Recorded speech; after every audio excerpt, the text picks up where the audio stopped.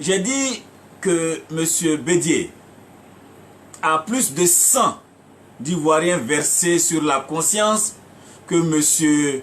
Gbagbo, M. Gueye, M. Ouattara réunis. Je le dis pourquoi? Je le dis parce que c'est M. Bédié qui, en 93, n'est-ce pas, a sémé le discours de la division du pays.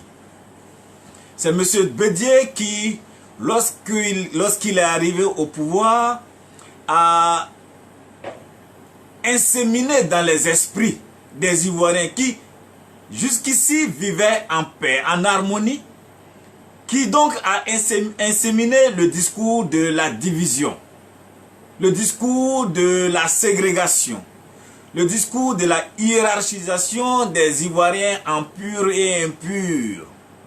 Il a mis en place ce que lui il a appelé l'ivoirité, avec des laboratoires, le Kurdif et autres, qui, n'est-ce pas, étaient chargés de donner un contenu à cette idéologie d'ivoirité.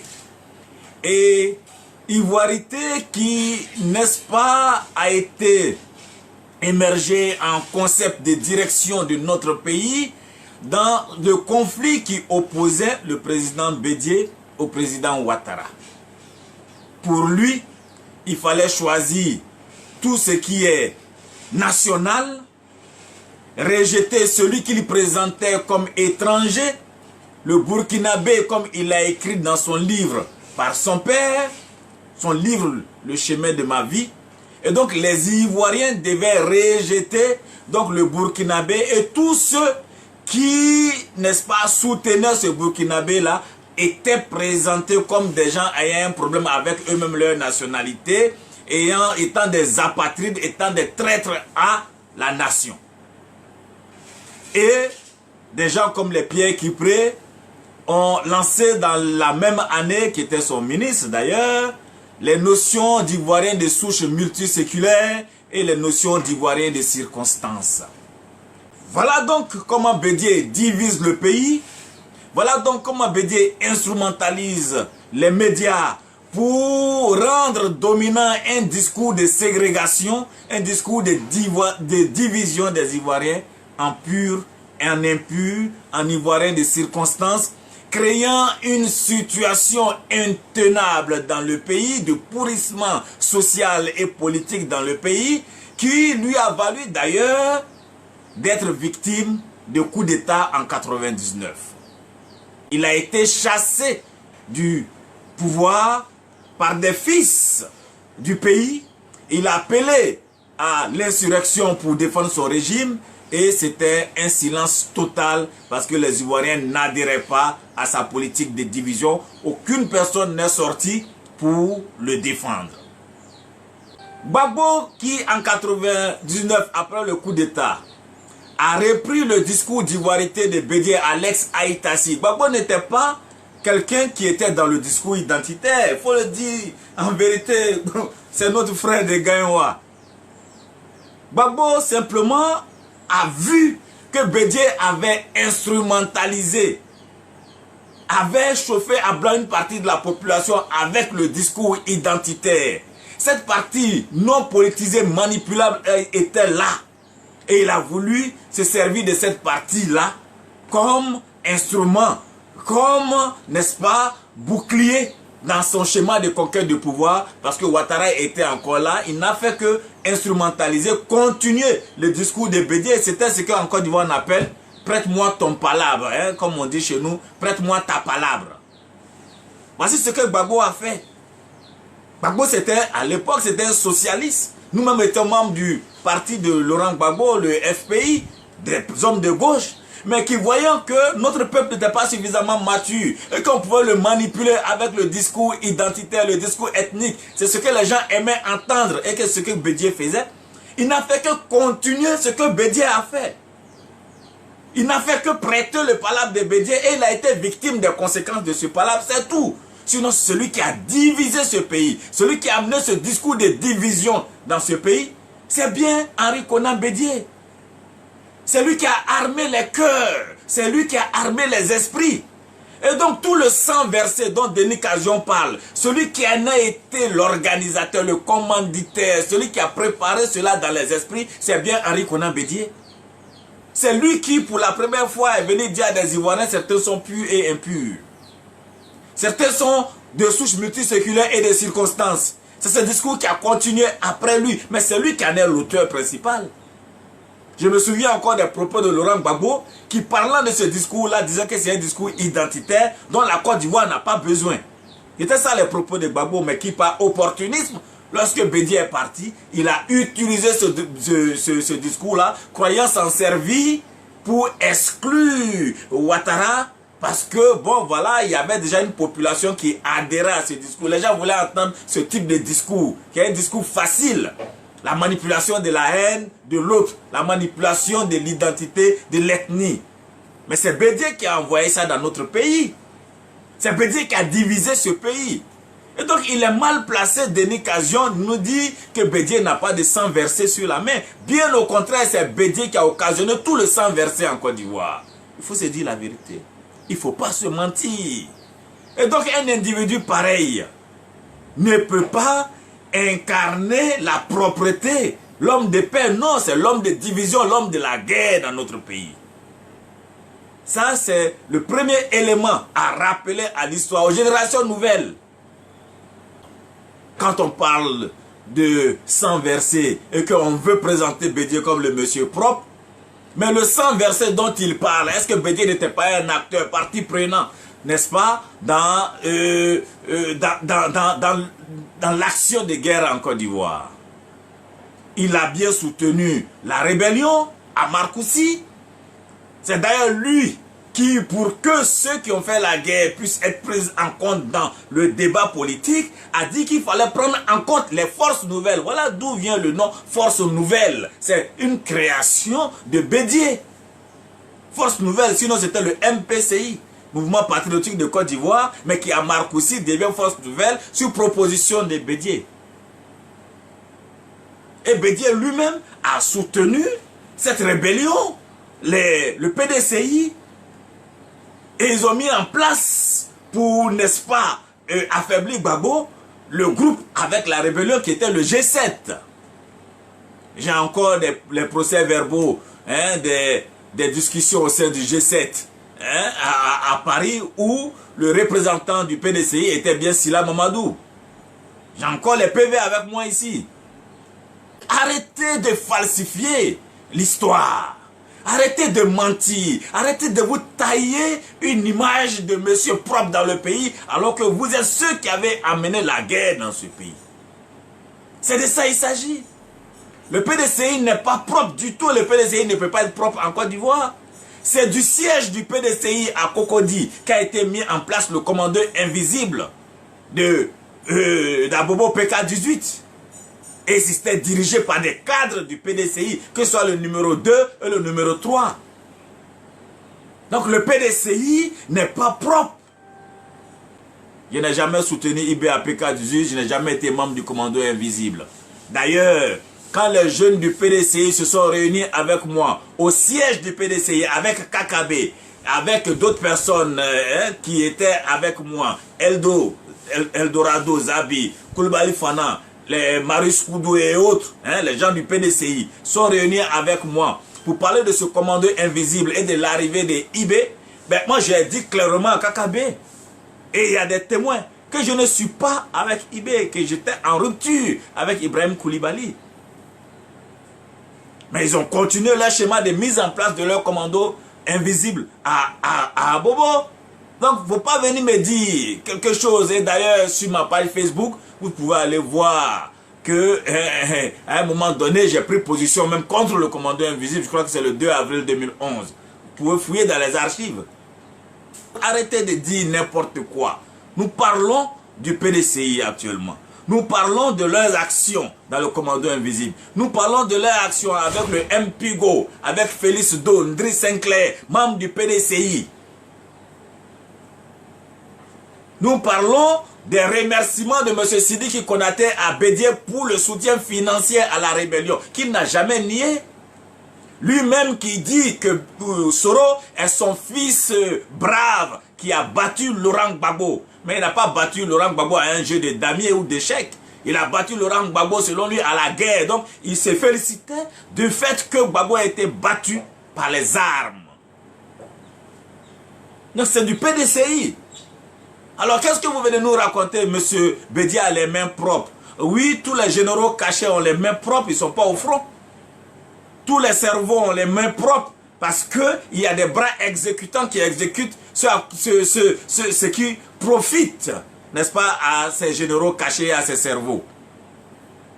Oui, il y a des bras exécutants qui ont exécuté, il a mis le feu de la haine, de la division dans le pays et ça a donné ce que nous avons vu, des frères ivoiriens se tuant, s'entretuant parce que certains estiment qu'ils sont purs, ne doivent pas être dirigés par des impurs et autres. Ça c'est le discours de Bédié. Avant ça, Houphouët-Boigny ne nous a pas enseigné ça. Quand vous dites à des gens qu'ils sont impurs, vous voulez qu'ils fassent quoi? Qu'ils acceptent de se soumettre à ce que vous présentez comme pur. Mais vous avez sémé la guerre. En Afrique du Sud, la guerre qu'il y a eu, c'est parce qu'il y a eu l'apartheid. Il y a des gens qui se considéraient supérieurs à d'autres. Donc quand vous sémez la haine, quand vous sémez les discours de ségrégation, de suprématie d'un groupe sur un autre, il ne peut avoir que la guerre dans le pays. Et ce que a dit Bob Marley dans sa chanson War. Tant que des gens considéreront qu'ils sont supérieurs à d'autres, il ne peut avoir que la guerre. Tant que des gens vont considérer qu'ils n'ont pas les mêmes droits que d'autres, qu'ils ont plus de droits que d'autres sur cette terre des hommes, il ne peut avoir que la guerre. Quand dans le même pays, des gens vont penser, ils vont croire, ils vont se convaincre qu'ils ne peuvent pas être dirigés, ils ne doivent pas être dirigés par d'autres personnes parce que ces gens-là sont des races d'origine sociale et inférieure, il ne peut avoir que la guerre. Et donc Bédié est celui qui, au lieu d'unir les fils, au lieu de rassembler avec un discours de rassemblement, a semé la division dans le pays pour prendre en otage des groupes ethniques comme bouclier à l'abri, n'est-ce pas, duquel lui et son clan pillaient les ressources de la nation. Ça, c'est un premier fait. Donc Bédié a du sang sur la main. C'est moi qui ai dit aux gens, ne parlons pas de l'âge de Bédié. Parce que je ne veux pas que des éléments identitaires entrent dans le débat politique. Je veux un jeu politique propre. Argument contre argument. Argument de rationalité contre argument de rationalité. Alors vous avez parlé de la question de la guerre. De manière rationnelle, nous avons démontré que Bédié a les mains plus sales que tous les présidents qui lui ont succédé, n'est-ce pas, réunis. C'est argument contre argument, c'est rationnel. Mais l'Ivoire n'a pas besoin de 86 ans. J'ai dit de ne pas parler de l'âge. Ne parlez pas vous-même de l'âge.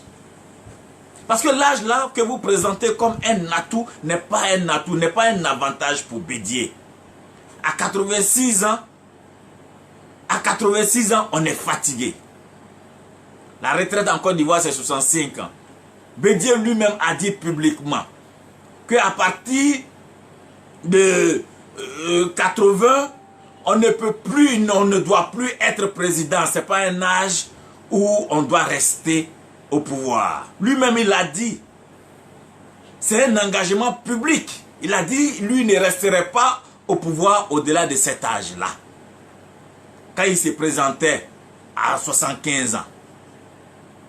Et donc, quelqu'un qui a pris un engagement public, ce n'est même pas en privé avec quelqu'un, c'est devant la nation, devant les journalistes, des journalistes de RFI. Non, je crois que c'est TV5. La vidéo est en ligne, d'ailleurs, sur ma page. Donc, qui s'est engagé publiquement, mais qui revient sur son engagement public, ne tient pas parole. C'est-à-dire, c'est quelqu'un, en français, on appelle ça menteur, mais c'est un peu blessant. Je ne veux pas dire que c'est un menteur, mais c'est quelqu'un qui ne respecte, ce n'est pas un homme d'honneur, comme on dit. C'est-à-dire, tu ne respectes pas ton engagement public. Comment tu veux qu'on te fasse confiance et qu'on te confie notre destin? Quelqu'un qui ne respecte pas lui-même sa parole, donc qui est incohérent.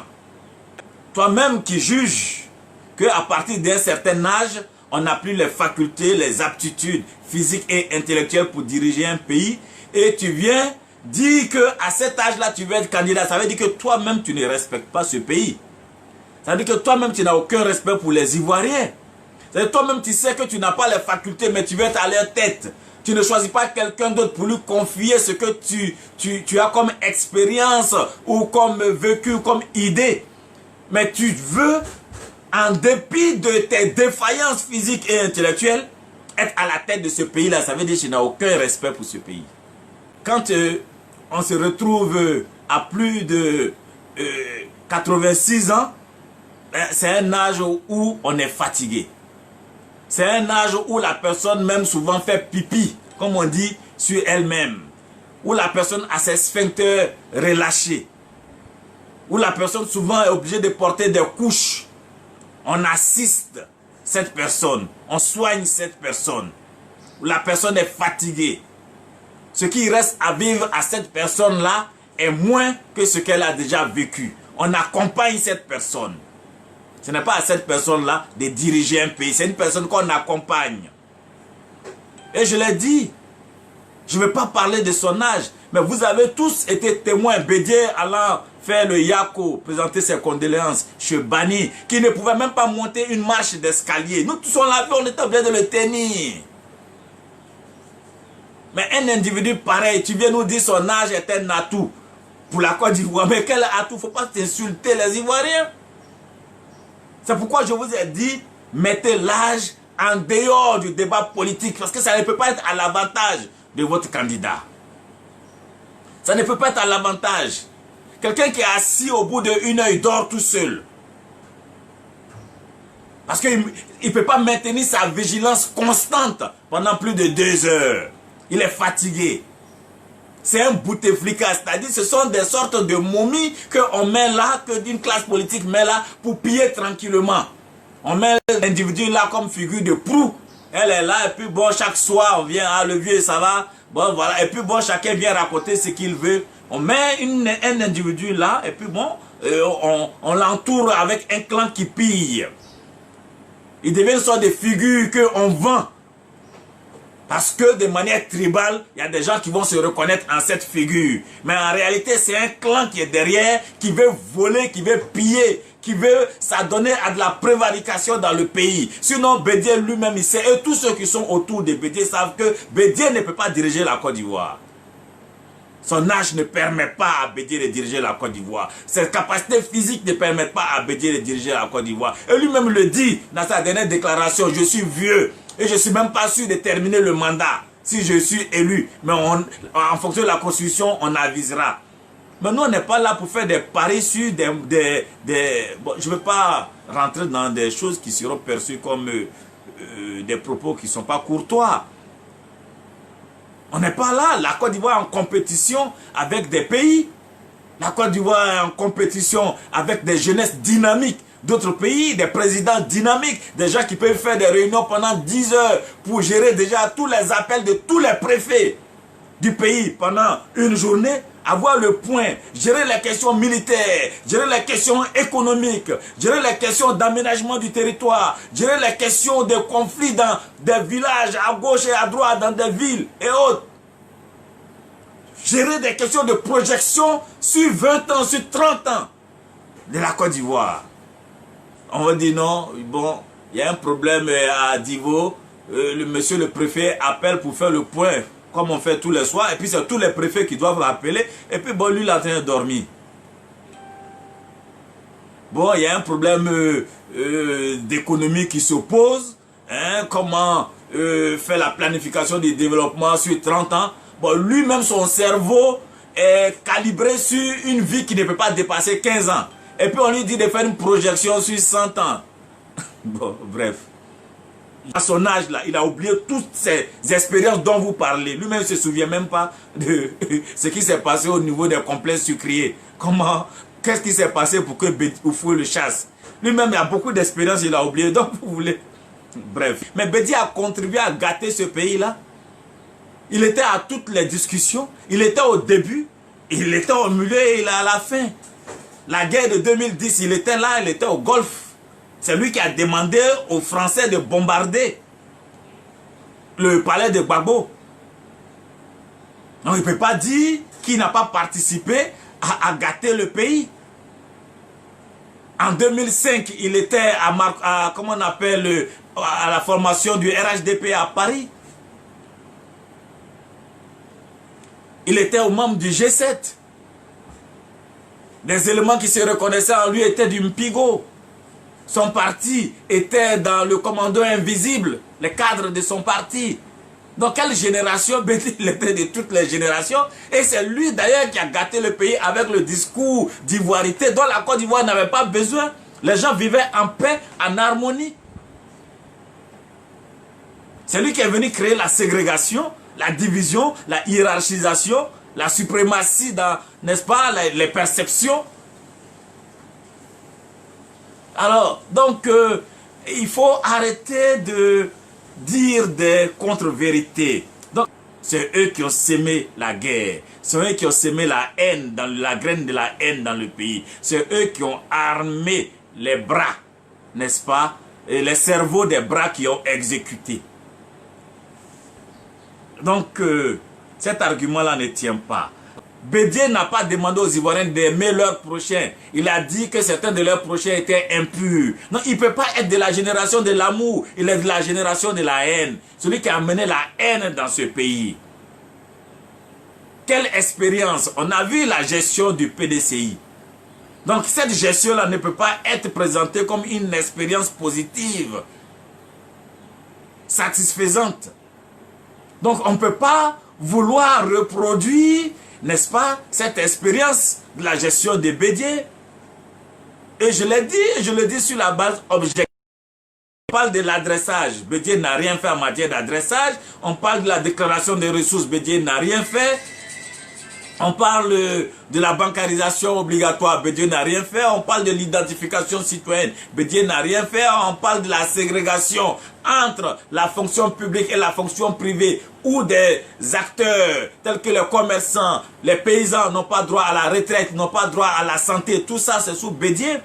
Donc, qu'est-ce que Bédié va fabriquer de nouveau en Côte d'Ivoire? Des 20 dernières années où Bédié était aux affaires, ce qu'il n'a pas pu faire. C'est pas maintenant il va le faire. Bédié était président de l'Assemblée nationale en Côte d'Ivoire. Quelles sont les lois positives, les lois sociales qui portent le nom de Bédié ou, n'est-ce pas, l'empreinte de Bédié? De sorte que on va réclamer cela comme une expérience positive à reproduire. Des gens dépassés, des gens du passé. Non seulement il a partagé la haine dans le pays, mais même les richesses du pays étaient partagées entre lui et son petit clan. Et ses enfants qui géraient la filière du riz et autres. Les richesses du pays étaient partagées dans le clan du PDCI. Il y avait quoi en Côte d'Ivoire comme action sociale? Aujourd'hui, on parle de filet social. C'est-à-dire donner une partie des richesses du pays aux pauvres. C'est aujourd'hui ça apparaît dans l'histoire. Nous, on a parlé de cela depuis combien, 10 ans et autres, en parlant de RMV, revenu minimum vital. Mais Bédié était au pouvoir. Est-ce qu'on pouvait s'imaginer même que cela soit mis en place? Oufoué, en son temps, a mis en place ce qu'on appelait les VS, vagabonds salariés, pour les désœuvrés, les Louba et autres qui recevaient 20 000 francs par mois. Mais quand Bédié est arrivé au pouvoir, il n'y avait aucune action sociale. Donc, quelle expérience, quel bonheur partagé, quel social partagé, quel amour partagé. Bédié n'avait pas d'amour pour les Ivoiriens. Il avait de l'amour pour lui, son clan, sa famille. On parlait même lorsque Guy Robert a pris le pouvoir de douches tapissées de billets de 250, de pièces de 250 francs. Sans compter le vol, le détournement des fonds de l'Union européenne, où on a vu des surfacturations de lampes tempêtes, des surfacturations d'ampoules et autres. La courageuse génération de la paix. Quelle paix? Quand vous avez mis en place la guerre dans le pays, vous n'êtes pas une génération de la paix, vous êtes une génération de la haine qui a entraîné la guerre dans le pays. De la cohésion nationale. Cohésion nationale. Quelqu'un qui a sémé la division avec l'ivoirité parle de cohésion nationale. C'est-à-dire, toi-même, toute ta politique a été la division des Ivoiriens. C'est-à-dire, tu es venu, non pas avec un projet de société, un programme de gouvernement, hein, mais tu es venu avec une idéologie nazie tropicale qui était l'ivoirité. Et tu parles de cohésion nationale. Cohésion de qui? D'un clan, d'un groupe ethnique contre un autre? C'est ce qu'on appelle la division. Donc, vous avez été la génération de la division, de la honte. On ne veut pas de ça, on ne veut plus de ça dans notre pays, cette division-là. Avec l'onction du peuple. Quel peuple qui va vous donner son accord, son onction pour reproduire ce que vous avez fait là, ce que vous avez fait qui est abominable. Qui peut placer son espoir en des personnes décadentes, des gens du passé, dans l'anachronisme, dans la banqueroute. Vous avez mis le pays en faillite. Qui va placer son espoir en vous? Vous voulez un débat civilisé? Posons le débat civilisé. Nous allons décortiquer, nous allons déconstruire, nous allons analyser tous vos propos et vous dire la vérité sur ça pour que les Ivoiriens soient éclairés. Donc vous, PDCI actuel que je vois là, vous ne pouvez pas, sur le plan argumentatif, n'est-ce pas, mener des débats pour que des gens adhèrent, n'est-ce pas, à votre candidat, à plus forte raison, à votre idéologie et à votre parti. Ce n'est que des individus sur la base ethnique, des gens non éclairés qu'on peut manipuler avec des sentiments qui vous suivent de manière grégaire. Et autour de ce PDCI-là gravite un conglomérat multiethnique de petits mafieux qui présentent, n'est-ce pas, leur Bouddha, leur, comment on appelle, petit fétiche vieillissant là, comme figure de proue autour duquel ils appellent à une adhésion juste pour pouvoir voler librement dans le pays. Tout. Sinon la haine là, c'est Bédié qui a envoyé. La division tribale là, Gbagbo c'était un socialiste. C'est Gbagbo a combattu le discours d'ivoirité de Bédié en qualifiant ça de discours de nazisme tropical. Mais c'est pas opportunisme politique. Parce qu'il s'est dit peut-être, et je me mets dans sa tête, ce peuple-là n'est pas prêt. C'est-à-dire que tu l'amènes sur le terrain idéologique pour lui présenter ses vrais ennemis de classe. Mais quelqu'un peut se lever pour venir avec le discours ethnique, détourner ce peuple-là de ses propres réalités. Les gens ne parlent pas de leurs propres problèmes. Ils parlent de Ouattara, ils parlent de il est impur, alors que c'est la même bourgeoisie locale qui est en train de mener des combats, n'est-ce pas, internes, et en train de drainer le peuple, exploité dans un combat qui n'est pas le sien. Donc, des gens qui parlent de leurs problèmes, eux-mêmes, ça ne les préoccupe pas. Ils parlent d'ethnie et autres. Mais si c'est ce qu'ils comprennent, alors il faut leur tenir ce discours qu'ils comprennent là, si ça peut m'aider à prendre le pouvoir. Voilà le schéma de Gbagbo. Voilà comment il a repris ce discours-là, dans lequel il s'est lui-même enfermé. Et d'ailleurs, il a du mal lui-même là à rentrer dans ce jeu-là. Ce sont ses lieutenants, les Odette Lorignon, les Lida Kwasi et autres là, qui font le travail. Et puis lui, il en profite en tant que chef d'orchestre. Sinon, lui-même, il a du mal à rentrer dans ce type de discours. Parce que fondamentalement, il n'est pas raciste. Fondamentalement, il n'est pas ethniciste. Mais il le fait par opportunisme politique, par stratégie politique. Mais celui qui y croit vraiment là, celui qui est convaincu de cette haine là, c'est Laurent, comment on appelle, Henri Konan Bédié. Lui, il est convaincu de ça. Lui, il y croit, il y adhère totalement. Mais Gbagbo, c'est pas opportunisme, il le fait et ça s'est refermé sur Gbagbo, c'est tout. Mais le FPI, dans une de ses franges, je dis aujourd'hui une de ses franges, parce que quand vous voyez Afi N'Guessan, son discours n'a rien à voir avec ça. Afi N'Guessan est dans le programmatique. Même s'il n'a pas cette dimension populiste et tribale du FPI avec lui, mais vous sentez une certaine maturité politique chez Afi N'Guessan, qui ne rentre pas dans le discours, dans l'idéologie identitaire, mais qui pose, n'est-ce pas, qui se pose dans une opposition programmatique. Voyez-vous? Ben, je veux dire, donc on se connaît dans ce pays, on sait un peu quelles sont les tendances des uns et des autres, pourquoi certains basculent dans l'identitaire, parce qu'on peut s'en servir, on peut faire l'économie devant un peuple qui ne comprend pas forcément le programmatique, vous allez analyser le discours libéral et pour montrer que cette libre concurrence où l'État se désengage ne peut profiter qu'à un petit clan capitaliste libéral qui ne va faire que de profit et du profit. Et mais le peuple n'a pas le temps de comprendre ça. Souvent vous allez venir parler de la monnaie, de la souveraineté monétaire et autres. Les gens n'ont pas le temps de comprendre ça. Donc souvent le raccourci, c'est de dire lui là il n'est pas beau, il est sale, il est mal habillé, il n'est pas de la bonne ethnie. C'est ce que les gens comprennent. Je suis prêt à mener le débat avec les gens du PDCI partout.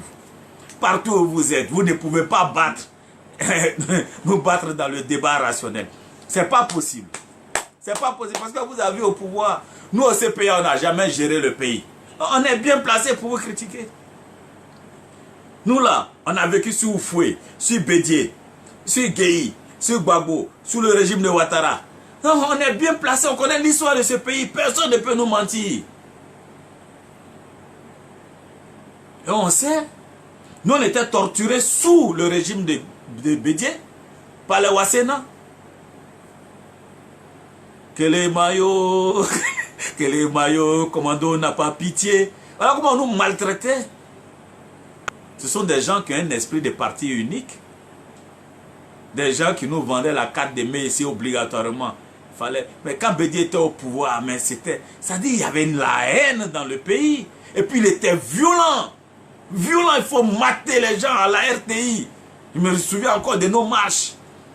Comment Wassena partait à l'université, il bouclait. Il avait une technique, il appelait ça bouclage ratissage. Les anciens savent. Bouclage ratissage, c'est-à-dire il boucle tout un quartier et puis il ramasse tout le monde, il va nous verser à l'école de police pour nous faire tabasser, torturer. On met des gens nus, on enlève ton caleçon devant tes amis et tout ça. C'est comme ça que nous avons connu la salle, la maison blanche de l'école de police, la salle des tirs et autres où nous étions internés. Ou pour nous torturer, ils venaient avec les sardines, les trucs, les repas froids. Hein, ils nous faisaient croire qu'on va manger. Il nous insulte et puis après il retire tout le repas froid, il s'en va. Et il nous donne des grains d'arachide, les petits sachets là. Chacun allait partager ça entre vous. Et un sachet d'eau, on devait partager ça entre nous à boire. Des gouttes. Ce monsieur qui venait se féliciter d'avoir fouetté Aboudraman Sangaré. Il dit mais je l'ai chicoté et puis ça n'ira nulle part. Tant que nous dirigeons ce pays.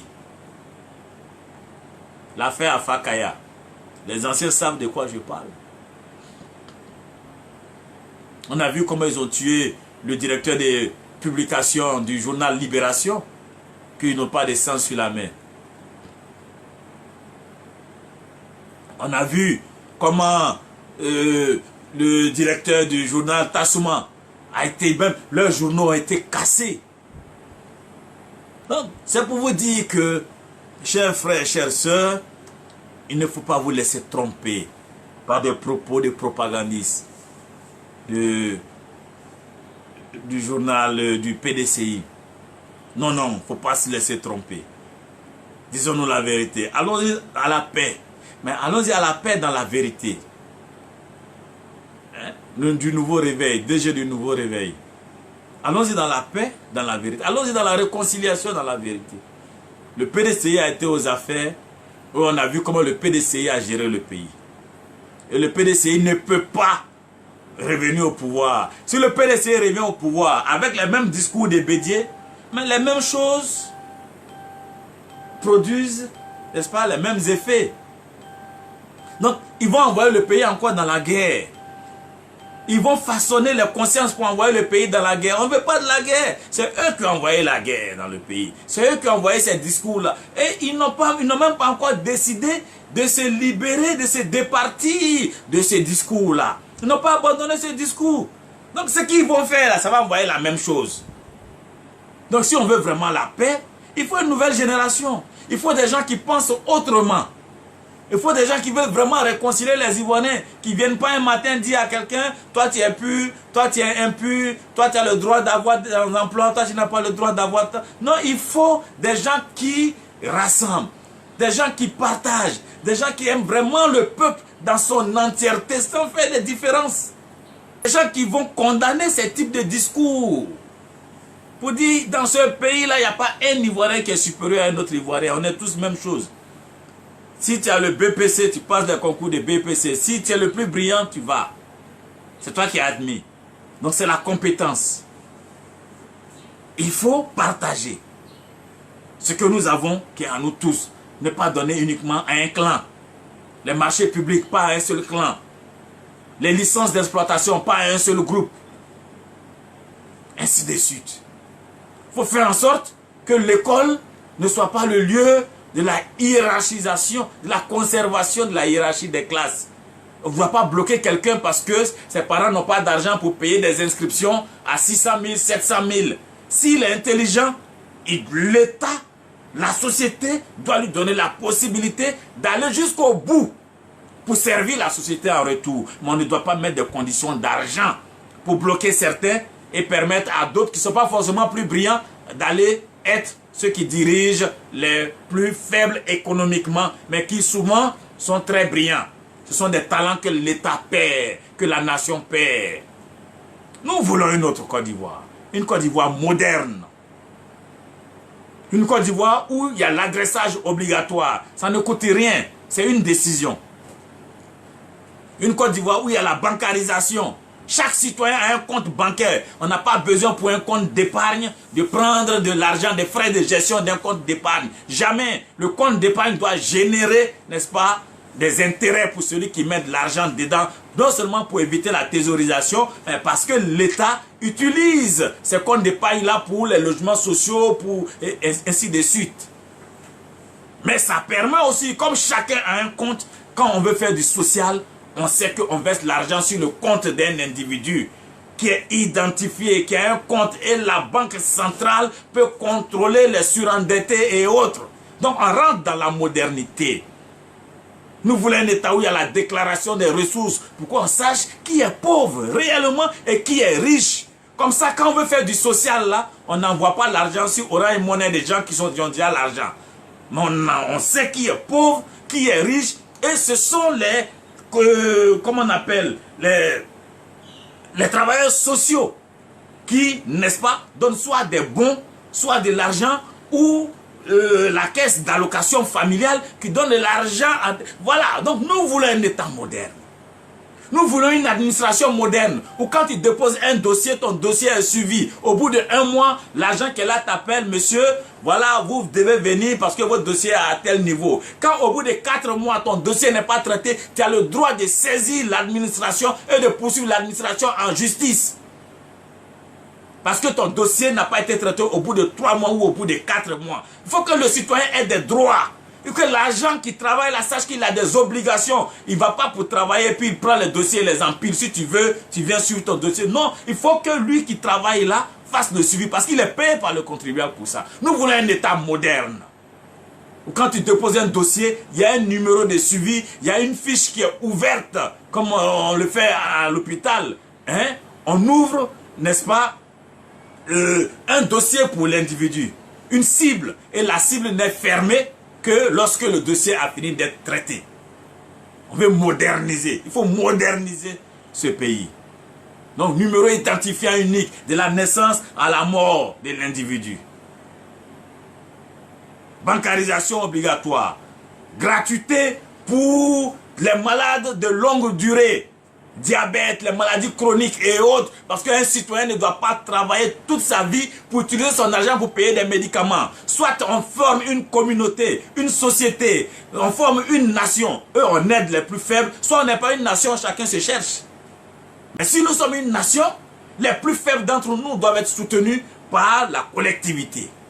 C'est pourquoi nous disons que ceux qui ont les maladies chroniques doivent être soutenus à 100% parce qu'un individu ne doit pas travailler uniquement pour payer des médicaments. Il faut qu'il puisse vivre. Et donc on met en place une sorte de tontine pour soutenir les plus faibles, les diabétiques, les personnes qui ont des maladies du rein, des maladies du sang, les cardiopathies, etc. Il faut moderniser ce pays. Il faut aller de l'avant. Il faut digitaliser, n'est-ce pas, certains services. On n'a pas besoin de se lever de Logoualé à Abidjan pour avoir un formulaire. Ça doit finir ça, c'est fini. Mais ça ne peut se faire que par des gens d'une autre génération, mais pas par ces gens du passé. Ils ne savent même pas ce que c'est.